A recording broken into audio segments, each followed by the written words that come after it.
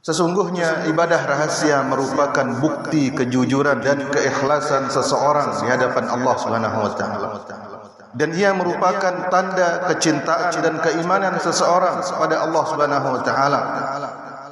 Barang siapa yang ingin selamat dari kemunafikan, hendaklah dia memperbanyak ibadah rahasia. Alhamdulillahilladzi ya'lamu as-sirra wa ma yakhfa. والذي يحيط بكل شيء علما ثم يجزي كل نفس بما تسعى أشهد أن لا إله إلا الله وحده لا شريك له وأشهد أن محمدا عبد الله ورسوله صلى الله عليه وعلى آله وأصحابه ومن تبعهم بإحسان إلى يوم الدين أما بعد عباد الله.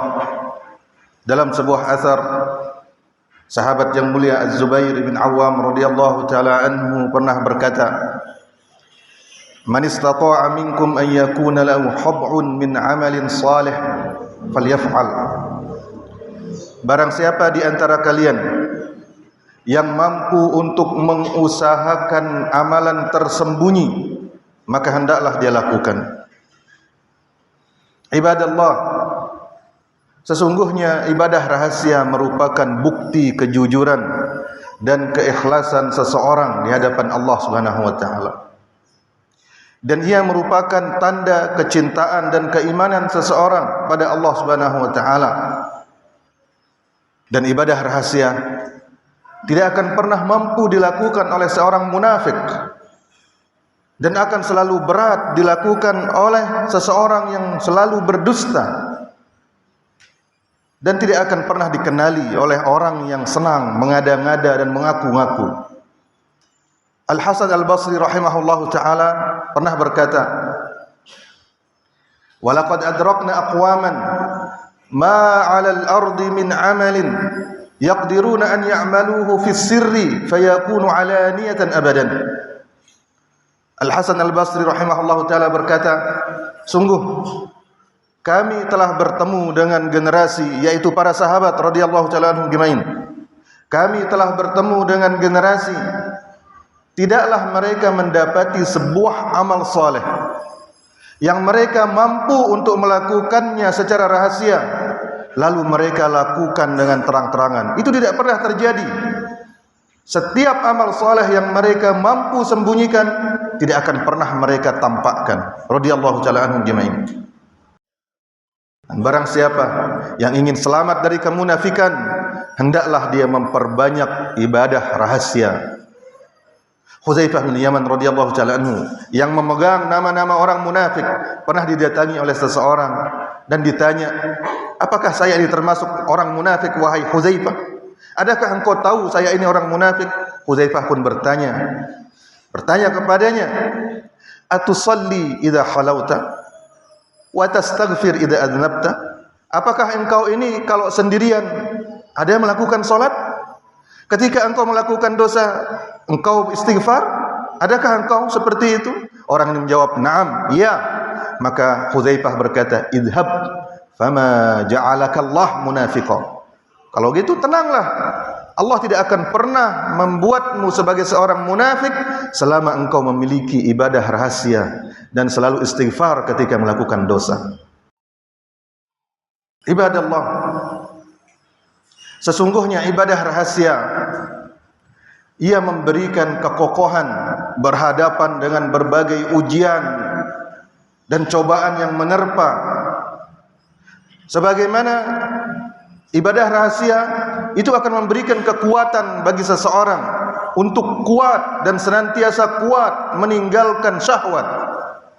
Dan dengan ibadah rahasia tersebut, seseorang akan diberikan oleh Allah Subhanahu wa taala taufik untuk mengucapkan serta melakukan kebaikan.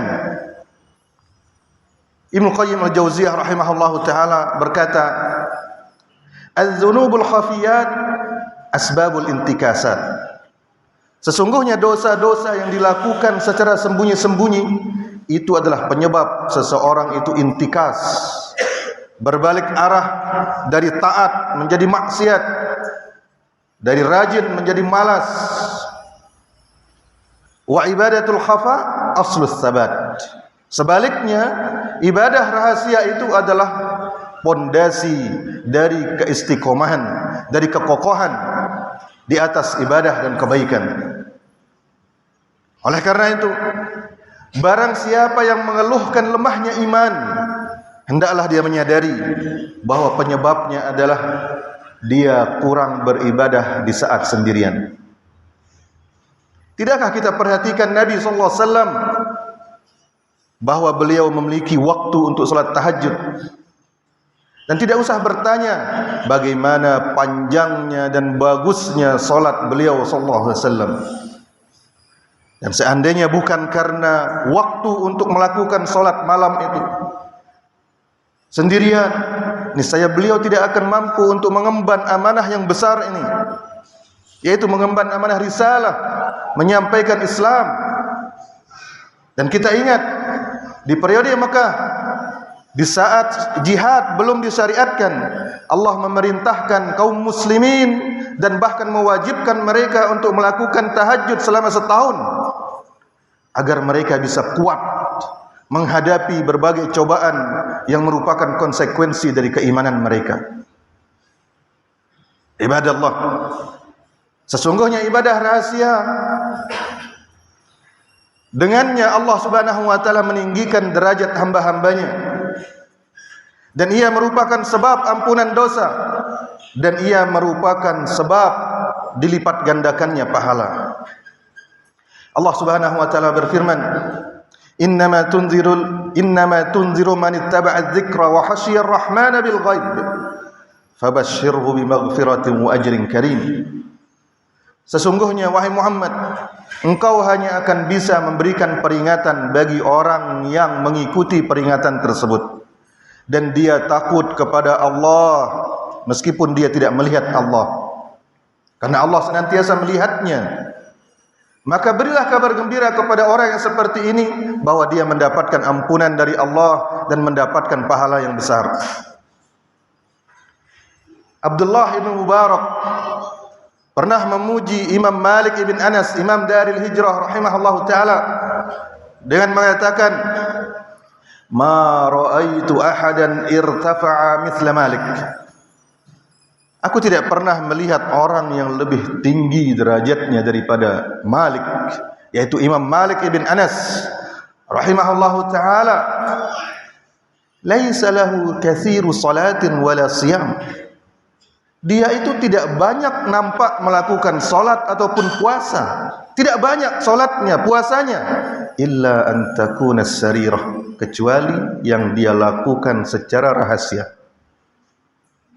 Kemudian Abdullah bin Mubarak yang memuji Imam Malik ini dipuji lagi oleh Imam Ahmad bin Hanbal rahimahullahu taala, di mana Imam Ahmad mengatakan, "Ma rafa'allahu bin Mubarak illa bi khabi'atin kanat lahu."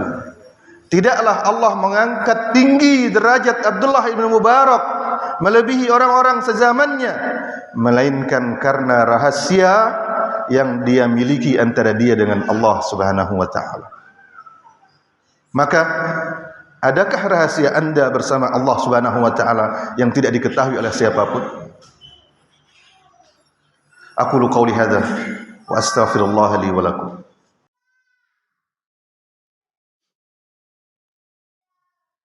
Alhamdulillahi rabbil alamin, wassalatu wassalamu ala ashrafil anbiya'i wal mursalin, wa ashhadu an la ilaha illallah wahdahu la syarika lah, wa ashhadu anna Muhammadan abdullahi wa rasuluh. Amma ba'd. Ketika seseorang melakukan amal saleh, dia ikhlas kepada Allah Subhanahu wa taala, dia tidak mengharapkan pujian siapapun. Atau ada seseorang yang sembunyi-sembunyi melakukan ibadah, amal saleh, tapi diketahui juga oleh orang banyak, maka janganlah dia bersedih hati. Hendaklah dia mengingat sabda Nabi SAW dalam Sahih Muslim berikut ini, ketika Nabi SAW ditanya oleh salah seorang sahabat,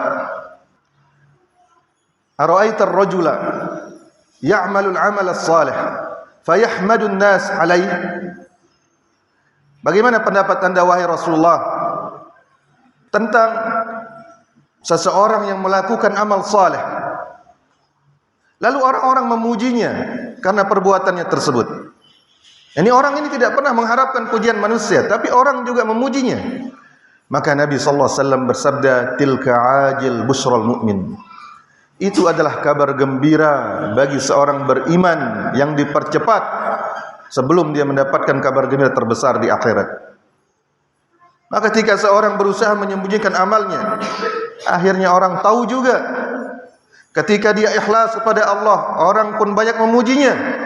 Maka jangan dia bersedih hati selama dia tidak mengharapkan itu dan tidak mencarinya. Karena itu sebagaimana persaksian Nabi sallallahu alaihi wasallam, itu adalah kabar gembira yang disegerakan oleh Allah Subhanahu wa taala. Allahumma salli ala Muhammad wa ala ali Muhammad kama sallaita ala Ibrahim wa ala ali Ibrahim innaka Hamidum Majid, wa barik ala Muhammad wa ala ali Muhammad kama barakta ala Ibrahim wa ala ali Ibrahim innaka Hamidum Majid. Allahumma ya muqallibal qulub tsabbit qulubana ala dinik, wa ya musarrifal qulub sarrif qulubana ala sunnati nabiyyika sallallahu alaihi wasallam. Wa sallallahu ala nabiyyina Muhammad wa ala alihi wa sahbihi wasallam, wa akhiru da'wana alhamdulillahi rabbil alamin.